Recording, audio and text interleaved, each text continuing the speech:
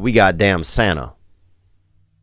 This special elf that we have, who has the formula to make waffle dust, she comes out, and one of the things that she does before we take off again is she hovers and she sprinkles waffle dust all over the reindeer and all over the sleigh, and then right there beside me on the sleigh is a giant bag of waffle dust. Oh, damn, bro. Okay? Because I'll tell you what, I travel to some of the places in the world and the weather's just terrible. I mean, it's really, really bad. Yeah.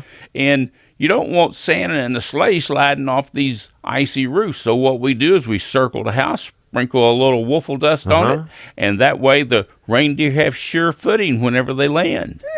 I like that. Yeah. Will Mrs. Claus kind of, does she have like a favorite meal that she prepares for you, kind of? Yes. Cookies. All the time, cookies. Really? So that's not just a myth, right? No, that's not a myth. I love every kind of cookie there is. So when the children ask me what's my favorite cookie, I say, I love all the cookies. I've never met a cookie I didn't like. Do you remember me when I was a kid or no? Oh, I do. You were quite a handful then. Was I? Yeah. I thought but you had fun. You turned out pretty good. Thank you. Santa's coming. Santa's coming. Dude, I remember growing up in Louisiana, they did an event every year. And an event is like something where it's like regular time, but it's more special than that. And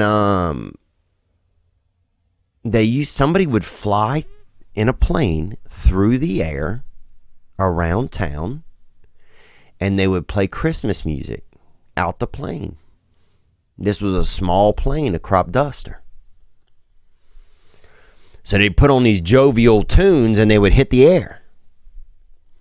And so moms, they would bring us outside on the porch about maybe 6:40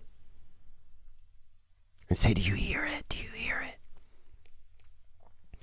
And they would just be like, dashing through the snow. It would be the song, and you hear, and it would blow your mind. And it lifted you up with that Christmas spirit. And I thought that was so special that a town did that they invested in that sort of thing. And I think that that's important, that kind of stuff. Because that, who knows if that moment right there might have, kept the magic alive in me. And made me believe in things, because, Santa is something you believe in, but it's something that's just your first kind of, it's kind of like your first romance in a weird way.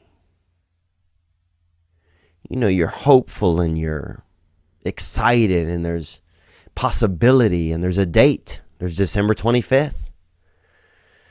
And it's just, it has all the elements of romance, but no sex. Nobody getting sex. And there's something there's something special about that. Because I think if you can make that time romantic enough to a child, romance but non-sexual to it, if you can make it entertaining enough to a child in that way, then it can, they'll carry that same ambiance and the same belief of possibility into the world. I'm just sitting on your front porch, wondering how could I be so far from my home.